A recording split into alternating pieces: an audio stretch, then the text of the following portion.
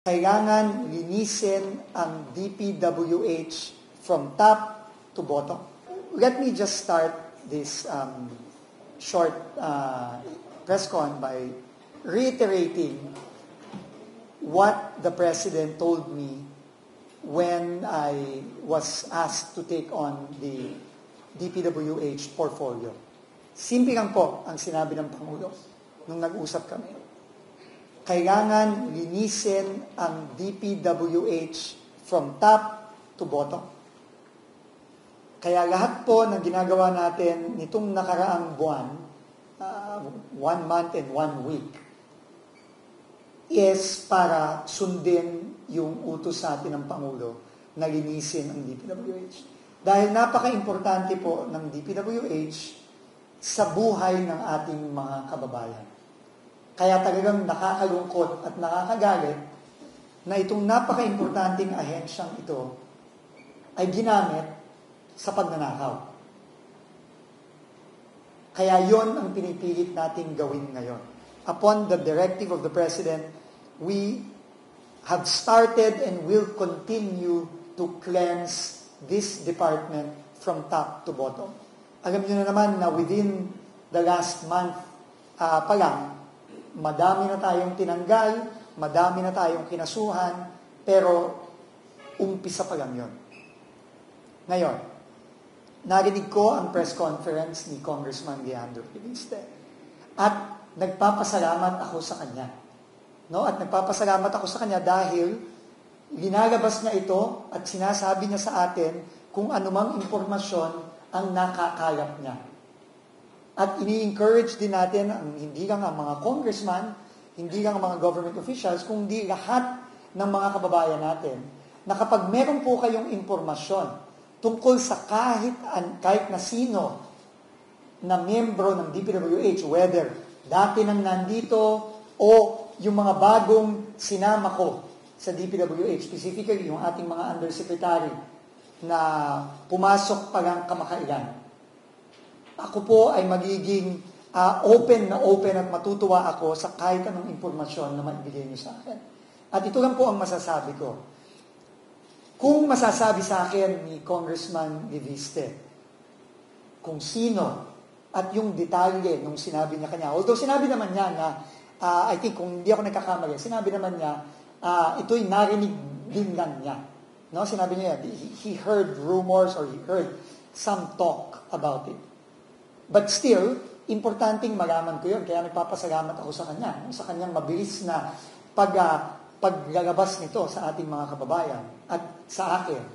Pero kung meron siyang specific, ang commitment ko sa kanya at sa lahat ng ating mga kababayan, dahil na rin sa direktiba ng Pangulo na siguraduhin luminis na finally itong DPWH, tatanggalin ko po yung taong yun immediately. At kung kinakailangan, kakasuhan ko pa yung taong yon. That's very important to me, no, na malaman talaga. No, kung sino yan, kung ano ang circumstances nung narinig niya, importante sa akin yan. No, and I will look forward to having a conversation with Congressman Leviste on that. No, so very, very, very clear. No, hindi ko papalampasin yan kahit anong pa yan. Pero sa pagkakaalam ko, no, dito sa mga undersecretaries, no, na ating inaya, no, at hindi madaling mag-aya ng undersecretary sa DPWH sa panahon ito. No, wala sa kanilang kontraktor. Yun ang aking pagkakaalam. Pero ako po mismo dahil sa report na ito, mag-iimbista na rin ako on my own about this. But I would really appreciate if Congressman Leviste could give me more specifics. If possible, names, no, and circumstances. And believe me, I will act on it. Nakilala niyo na ako, DOTR pa lang. I will never tolerate it. And immediately, tanggal yan. Baka kasuhan ko pa. So, yun lang, no? Yun lang ang gusto kong sabihin on that note. No? And again, I'm very thankful for Congressman Leviste's candor, no, and his straightforwardness of letting the public and me know about these rumors that he heard. Now, on another important note, no, I just want to recap yung napaka-importanting meeting po kanina na nangyari sa ICI tungkol sa restitution o yung pagbawi ng pera ng mga kababayan natin. Alam niyo po, again, babalikan ko yung direktiba ng ating Pangulo. Sabi niya, hindi enough na may managot, na may makulong. Kailangan maibalik natin sa lalong madaling panahon ang pera ng mga kababayan natin na ninakaw. Bilyon-bilyon po ito na kailangan maibalik.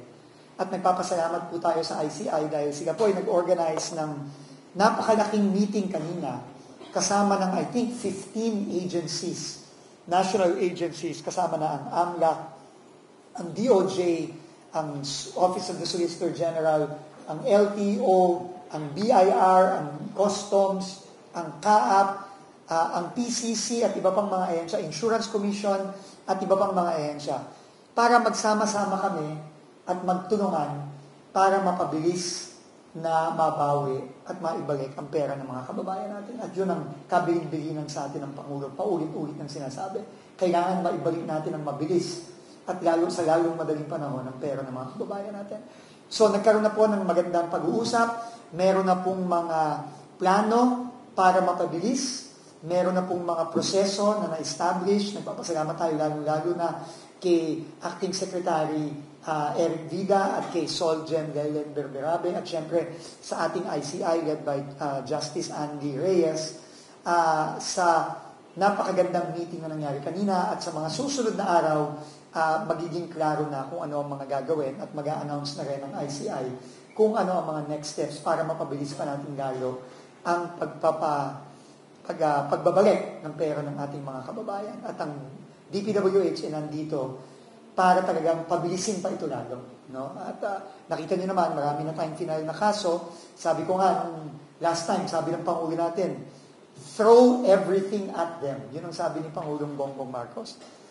Lahat ng pwedeng ibato sa kanila na kaso para maibalik natin ang pera ng mga kababayan natin, gagawin po natin. So, kasama na dyan yung PCC, kasama na dyan yung kahapon sa Insurance Commission para mabawi natin yung mga performance bonds, yung nung ating mga nung mga kontrata na alam nating maanomalya, at iba pa, no? At iba pang mga paraan para maibalik ang pera ng mga kababayan natin.